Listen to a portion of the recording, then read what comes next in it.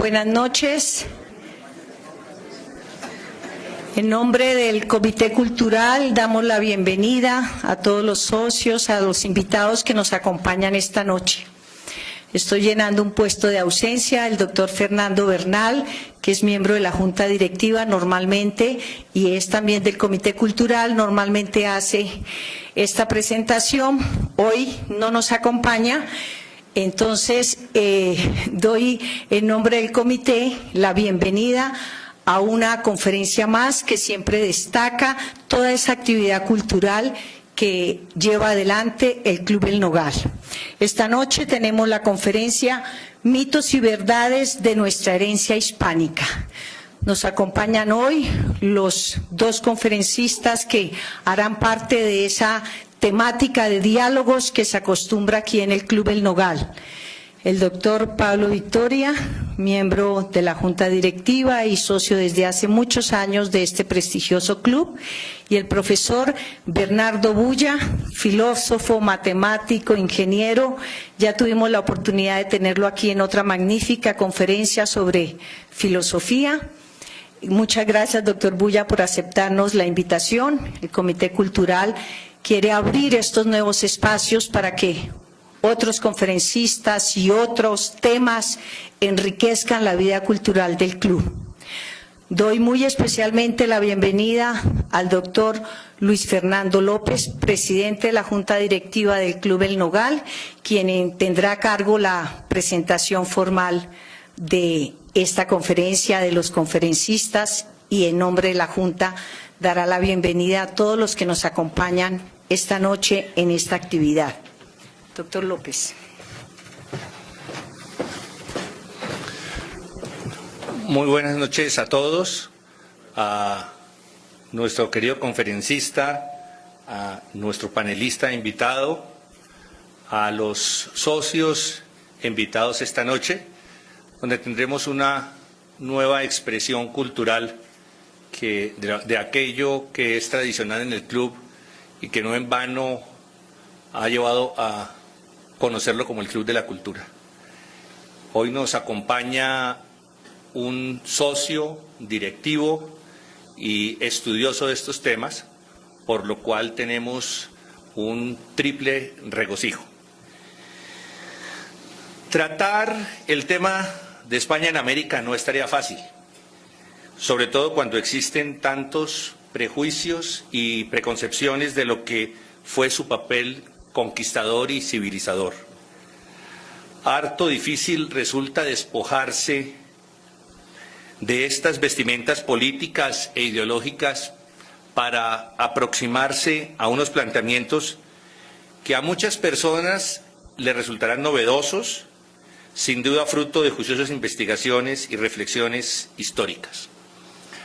Pablo Victoria dará a conocer en su intervención los puntos centrales de una controversia que ha durado siglos y que sin duda alguna despertará no solo interés, sino inquietudes y seguramente controversia por quienes lo escucharán esta noche.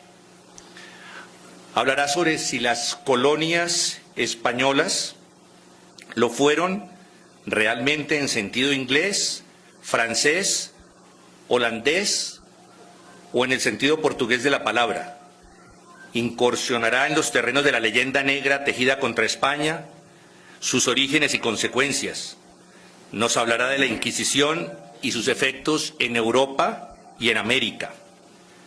Nos llevará de la mano a conocer y comparar el esclavismo anglosajón con el español.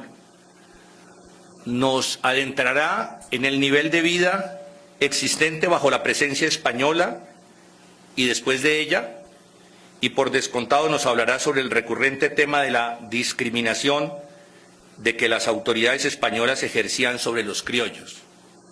Él la denomina una supuesta discriminación, de manera que estaremos muy atentos a sus comentarios sobre ello.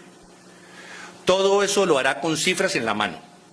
Destaco sobre todo el supuesto exterminio de las tribus indígenas a manos de los conquistadores, sobre lo cual él nos dará la versión personal y documentada, y todo lo cual ha considerado que lo puede expresar desde una perspectiva racional y estadística.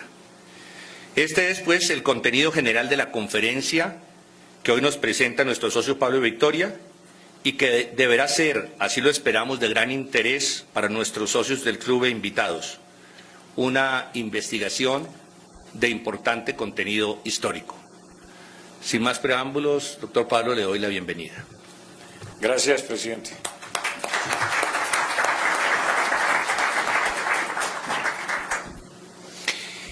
Quiero empezar esta breve charla primero agradeciendo que ustedes se hayan tomado el trabajo de venir a escuchar esta conferencia y, en segundo lugar, destacar una frase de Spinoza que la dijo en su Ética: la verdad es norma de sí misma y de lo falso, al modo como la luz se revela a sí misma y revela las tinieblas.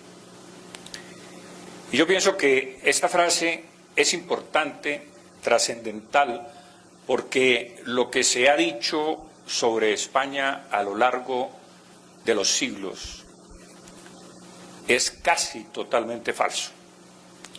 Y casi totalmente falso porque la verdad histórica, por lo menos la que yo les voy a presentar a ustedes, señala la maledicencia inclusive de las grandes potencias rivales de España para apoderarse del imperio, envenenar las mentes de los colonos de América y finalmente desembocar en la independencia. Es decir, España perdió la batalla de la propaganda. Y quiero enmarcar esta charla dentro del contexto imperial, porque no se puede aislar lo que significó España para el mundo sin ese contexto imperial y las rivalidades que suscitó precisamente su gran poder marítimo y militar en este planeta. España conquistó 25 millones de kilómetros cuadrados. Se dice muy rápidamente. Conocíamos que el mayor imperio de la historia había sido el romano, 8 millones de kilómetros cuadrados. España tuvo 25 millones de kilómetros cuadrados. Con una población, por supuesto, de aquel entonces, de menos de 8 millones de personas. ¿Cómo fue posible conquistar tan inmensos territorios con tan pocos hombres? Pero antes de pasar a eso, quiero hacer énfasis en las dos columnas que ustedes ven allí. Dicen plus ultra. Antes de la conquista de América, se creía que el Cabo Finisterre de España, hasta ahí llegaba la tierra.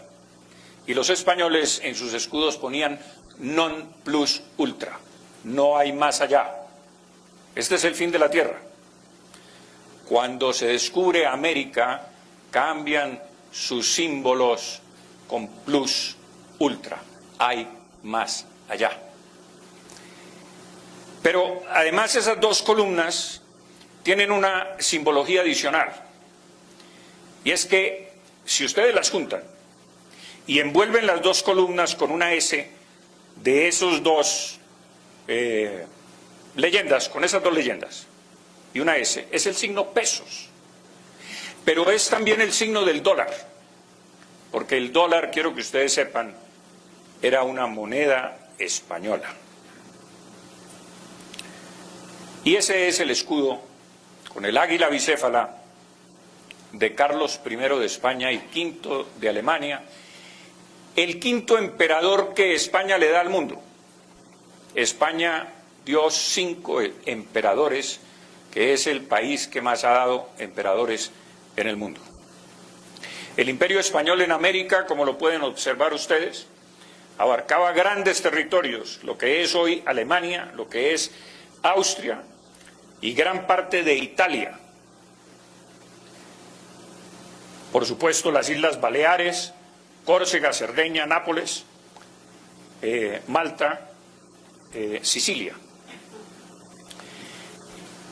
Esa presencia española en Europa no se podía tolerar por varias razones. Primero, porque no solamente desequilibraba el poder en Europa, sino en el resto del mundo. Inglaterra tuvo como política siempre el equilibrio del poder, con independencia de quién tuviera la razón en algún conflicto. Inglaterra no se paraba en mientes sobre la moralidad de una acción, la moralidad de una guerra, la agresión que podía sufrir un país, sino que siempre miraba cómo se perturbaba el equilibrio del poder, porque se consideró siempre el poder equilibrante en Europa. Y cuando España se apodera del imperio portugués, el desequilibrio es total. Y entonces había que emprenderla de todas maneras contra España, militar, políticamente y por supuesto desde el punto de vista de la propaganda que dispersaron por el mundo entero holandeses, franceses, portugueses e ingleses e italianos. ¿Italianos por qué? Porque los italianos nunca pudieron reconciliarse con la idea de que si España había sido una provincia romana, Hispania, ahora Italia estuviese dominada por España.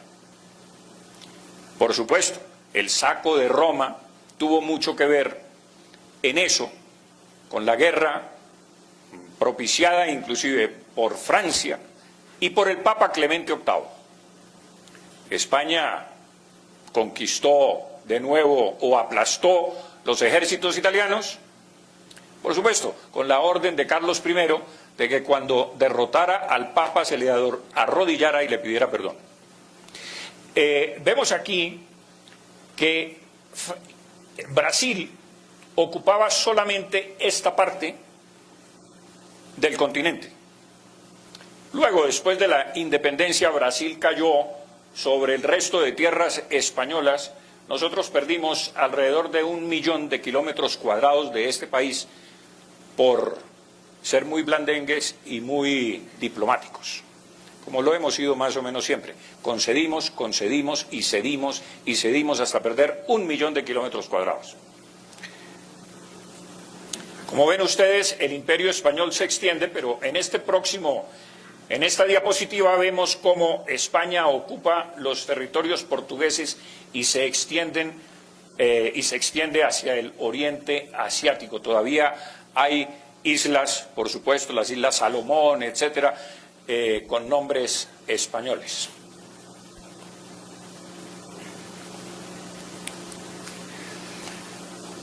Quiero poner este cuadro de un magnífico pintor de batallas.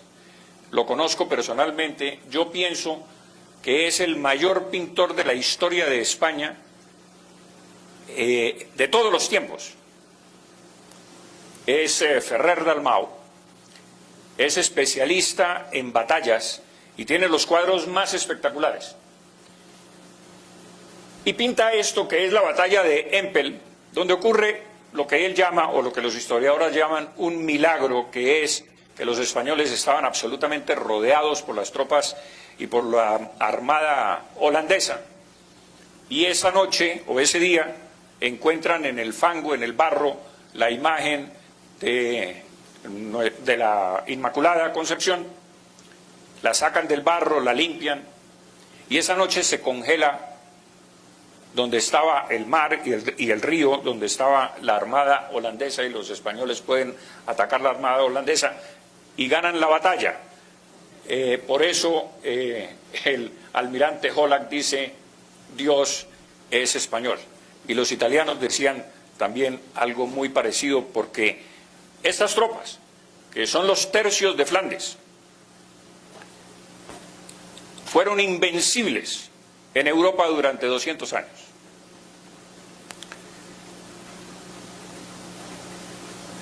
Y por eso, con los mapas y cuadros que les he mostrado, cito a Bernardo López, un poeta español, un poema larguísimo, pero que extraigo esto: desde la cumbre bravía que el sol indio tornasola, hasta el África que inmola sus hijos en torpe guerra, no hay un puñado de tierra sin una tumba española.